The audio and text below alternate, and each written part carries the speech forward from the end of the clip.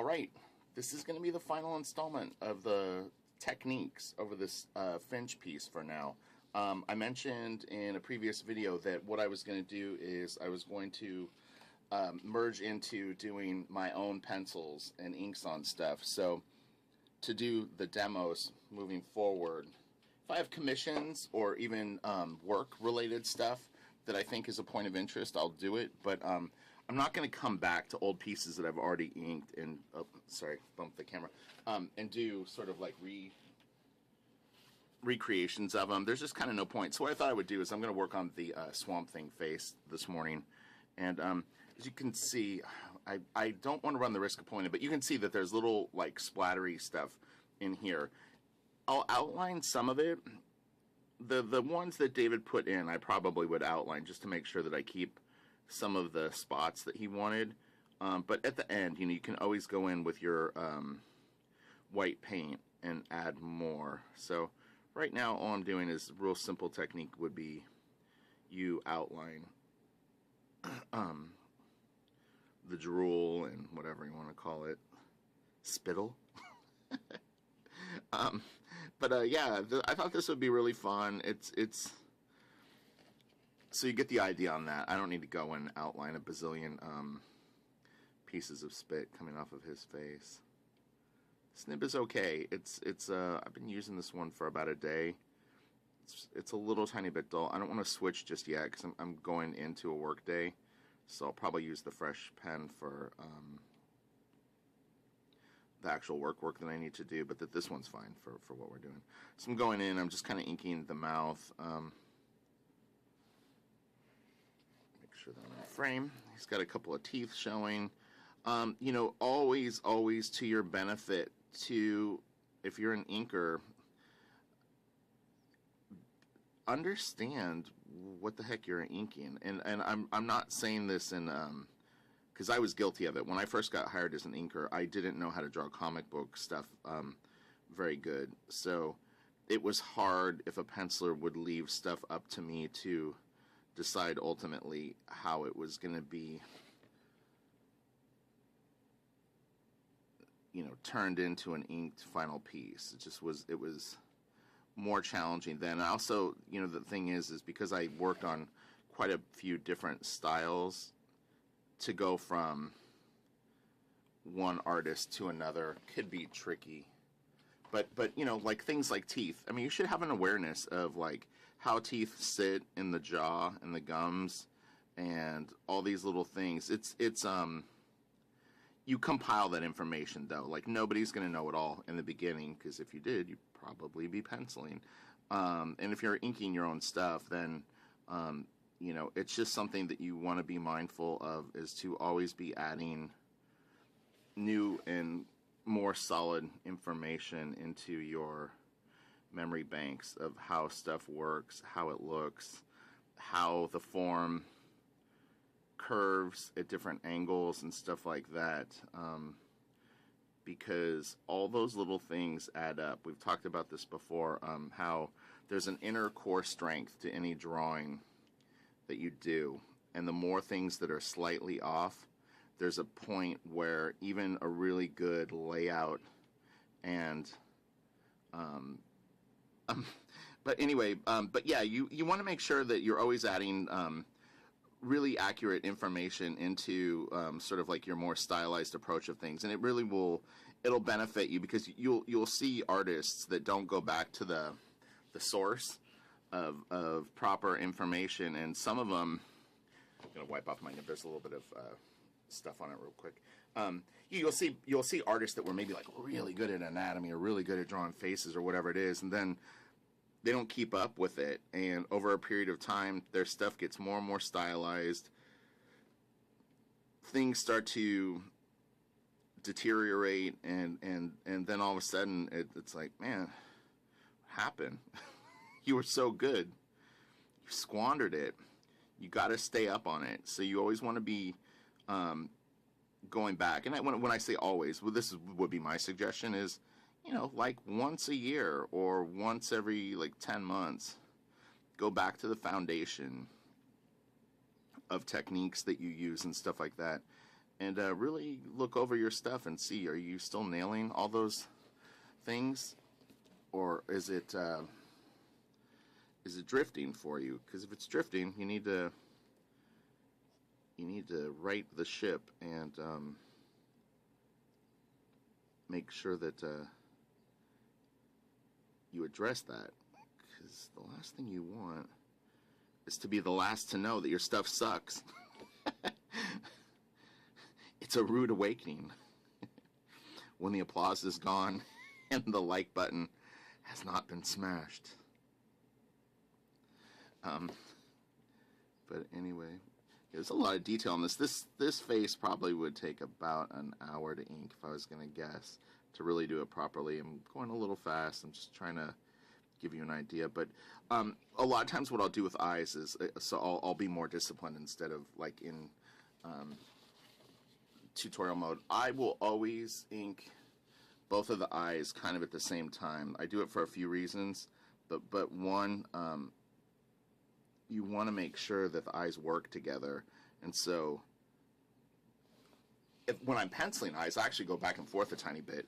I'll draw kind of a rough of where I want the eye placement to be, but as I'm drawing them, I go back and forth and I kind of build the eyes up like that to make sure that they're looking the direction. I mean, obviously he doesn't have any pupils, so it's a little different, but again, it's really why it was so important to get into drawing videos and really kind of move away from the inking videos, because it's like the good information that I'm always going to give you for inking really goes back to drawing. So it's one of those things where I'm just better off hitting both at the same time, because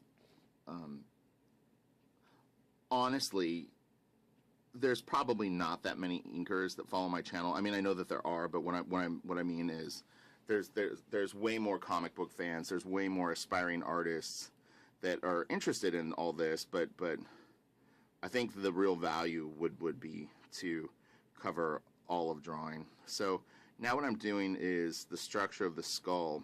Although this is a monster face, I can still feel the cranium underneath. And David is really good with structure and knows, you know, he's done his due diligence with learning all this stuff. So when you work with someone like that, you want to make sure that you do it too. I think one thing that, well, just in general, but yeah, you want to stay on top of his structure, or any penciler's structure, and then I always try to keep some of the charm of the pencils in it, meaning that a little loose to me looks good. I know it was real weird. I don't know what the trend would be now. I know that there's a lot of different styles that have sort of popped up, and Sean Gordon Murphy is far from like hyper clean, although his stuff is quite detailed. But there was a really annoying point where inking just got very sterile, and it was all about like these really like repetitive looking like feathering techniques, and it's just stuff that I personally don't like that much. I think that you absolutely need to have a good control over feathering. You need to have good Hunt 102 waggles, you know, the sort of like, I'll do one right here, like this stuff where, you know what I mean, like these kind of things that you see, like you want to, I'm not going to zoom in because then the camera will go out of focus, but you want to have good control over that. But there was just a point where it got very like, oh, that one looks a little different than the other, and it's just got kind of boring. It's like, you know, do you want art or do you want some sort of mechanical representation? You're going to see, I mean, it's going to crush a lot of these digital artists. It's going to be kind of interesting to see what happens with all that. But a lot of the people that work digital, they're training their eye to see art a certain way. They don't realize that they're doing it yet. But I started to see it pop up with the criticisms that I would get working with like newer pencilers that had really kind of trained their eye to see digital work more. And it's like, okay, have fun doing that, because you're going to eat up a lot of time on some things that really no one cares about. You'll see what I mean. It'll head as far that way as it can, and then it's going to have to it'll adjust itself because they're going to drive themselves absolutely insane working on 300, 400, 600 DPI files and trying to get every line like perfect. I mean, it's an admirable thing, but you know, when you're zooming in on something, what's interesting is, so if you scan something at 600 DPI and you even look at it at like 25%, it's still way, way bigger than what it looks like in real life. And so I would like ink people, and they would look at the scan of the inks, and they would zoom in on something, even, again, 25%, but you're looking at it maybe 3 times the size of what it was actually inked, and then you're going like, this line is like, doesn't look the way that I put it down. And then you have to realize, okay, that's going to be colored, it's going to be printed, reduced, and nobody is going to see it. And this is more like a survival thing. What you'll realize is there's only so much time to work on a book, and you want to get it as perfect as possible, but you need to really pick your battles of what you're going to do. That's what it boils down to, is like, you can't obsess over that stuff unless you have the time to. If you have some sort of vanity project where you're going to be able to spend like a ton of time on it, then yeah, you know, go for that. And again, I have very, very high standards. Don't think that I'm like suggesting that you do crappy work, but again, you have to realize what something's going to print like, what's going to be seen, what even a fan is going to look at. Most people only look at a page for a few seconds, so you know, you're already in the hole in terms of time spent versus how much someone's going to pay attention to what you put down. You might spend, say, 8 hours penciling a page, and then maybe you spend another 6 to 10 inking it, and someone's going to look at it for 30 seconds at the most. I mean, that's being pretty generous, honestly. If there's no dialogue on the page, they may even move through it faster. And again, if you're talking artists, yeah, some artists will go back and like look at the stuff more, but you're still seeing it reduced 66% from the original size of the board, not the original size of the scan. There is a difference. So it's just something to be mindful of. Like I said, I've seen things evolve, and some for the best and some for the worst. Most painters will tell you not to zoom in. They work at a lower res, digital painters, that is. It's like comic book artists need to start, if you're going to work digitally like a digital painter and do line work, you need to start incorporating the belief system of some of those digital painters, because they're doing it right. But most painting is a suggestion of reality. If you zoom in on it, it's far looser. So you see what I'm saying, is you're running an interesting risk doing digital and trying to do it. And I think digital is great. There's tons and tons of things I'm going to be doing digitally, but we'll get into that later. But it probably wouldn't be inking. And also, you want to make sure you have original art.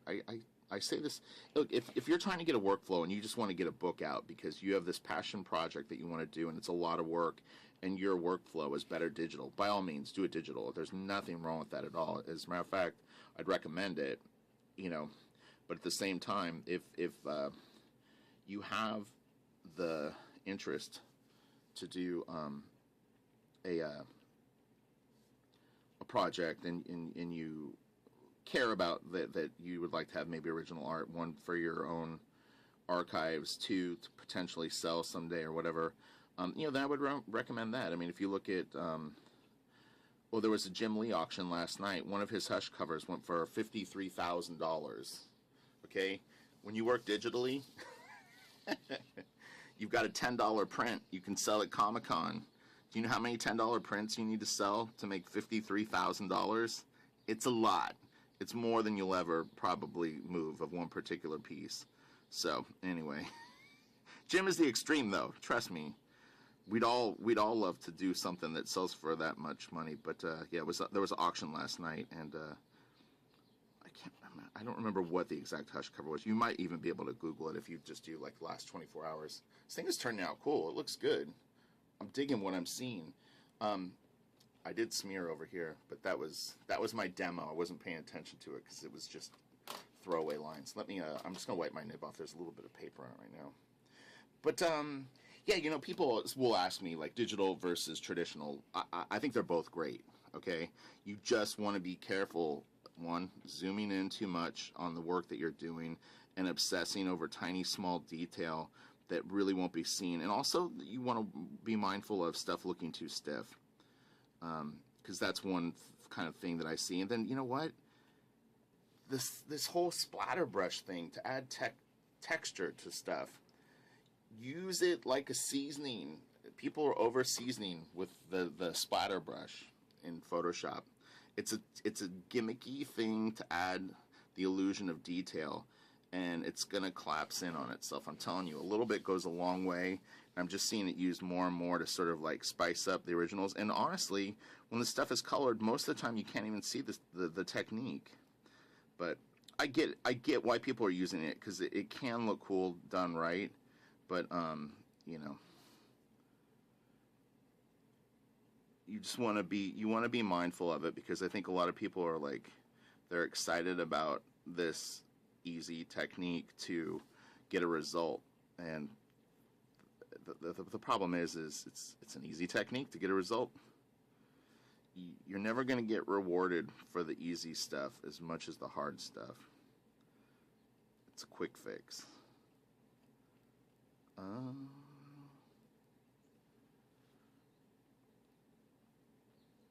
What else? I'm trying to think of some other questions that have been popping up.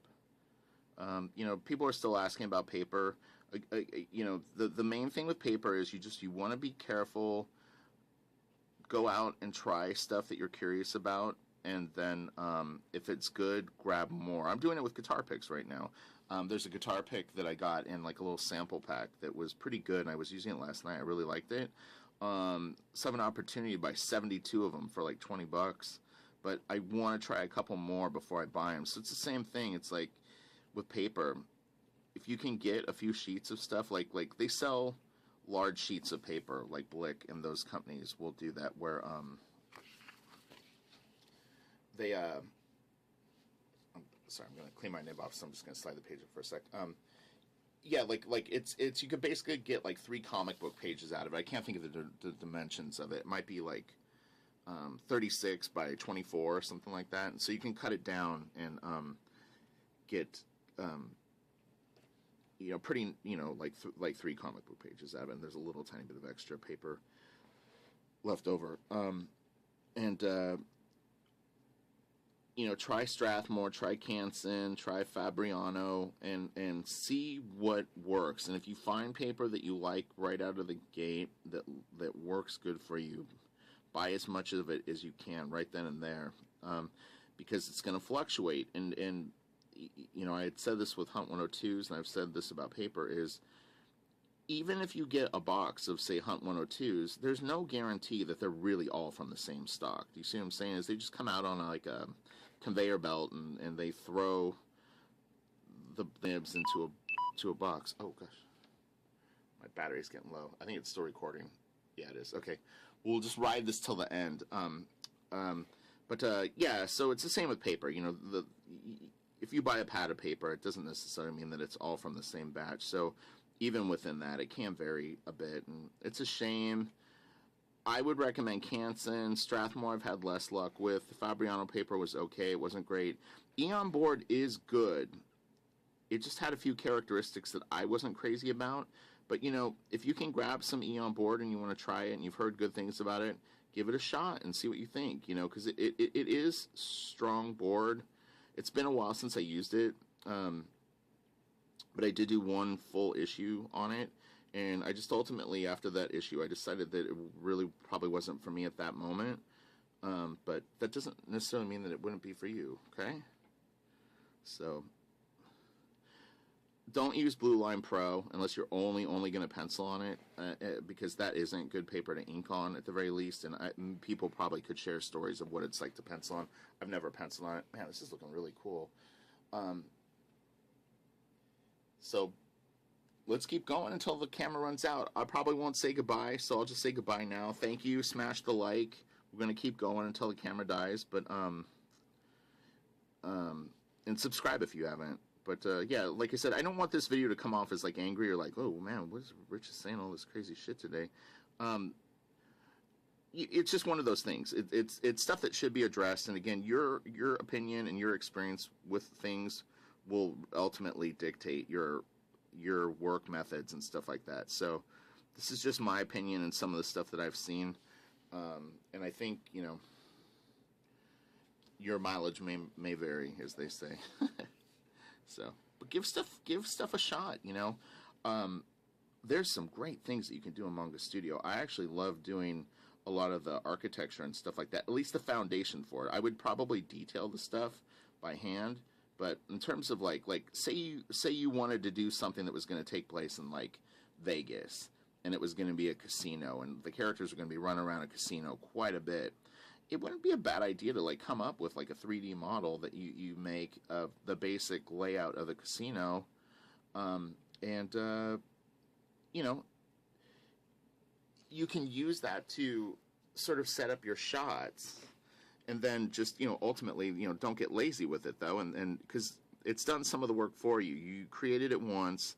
Now you have this ability to use that room with all these complicated perspective problems that would be very, very time consuming to reproduce multiple times. But you detail it on your own. You know, you detail it by hand. You detail it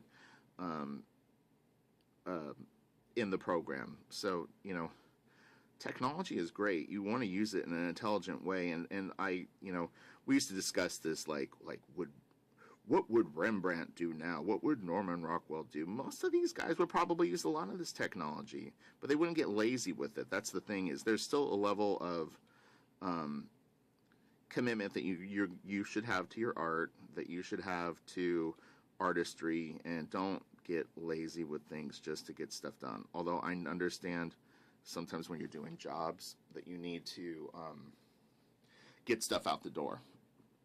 Working professionally, sometimes there's demands placed on you that you have to come up with like workflow techniques that maybe you wouldn't normally use on a personal piece. But as you get more successful and you have more clout, you can kind of start to establish how you work, and the company will sometimes fall into line depending on how valuable they see you. You know, if you tell them, hey, I need a year to do this graphic novel that I'm going to do, and they know it's going to be killer when you're done, they probably would afford you that opportunity. Maybe. I don't know. Things change. So we'll put the black in the mouth. I kind of want to see it dark. It's interesting. I don't know how long my camera's going to go. And I'm going to leave a few little extra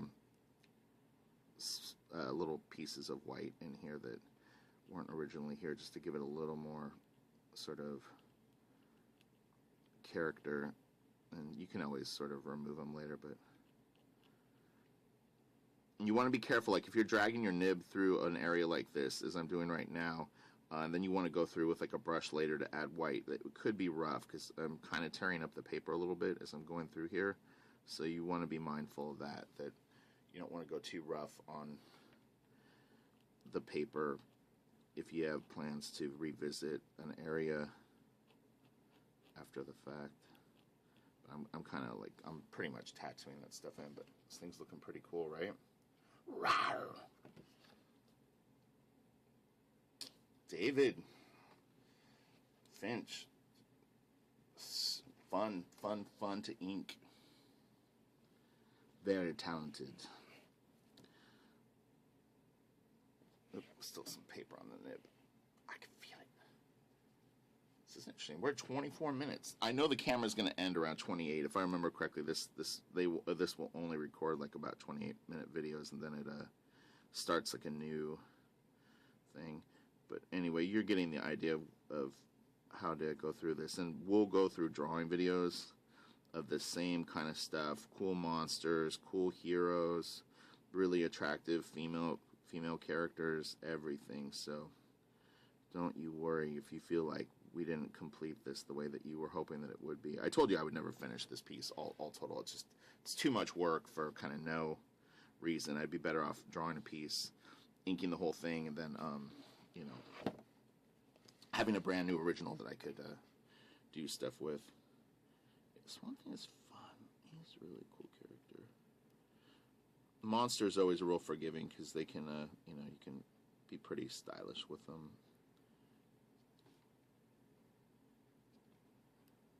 Lots of wet ink on here right now. I'm being very, very careful where I choose to work because this is soaking wet, this is wet, that this is really wet right here. But yeah, you want to be careful. You'll notice that I hop around a little bit based on sort of like safety. Okay, I'm gonna call it because like I said, this video is gonna end here in a second, but I'll give you some close-ups. Well, hopefully the camera's still in focus. We will see. And then I gotta get to work.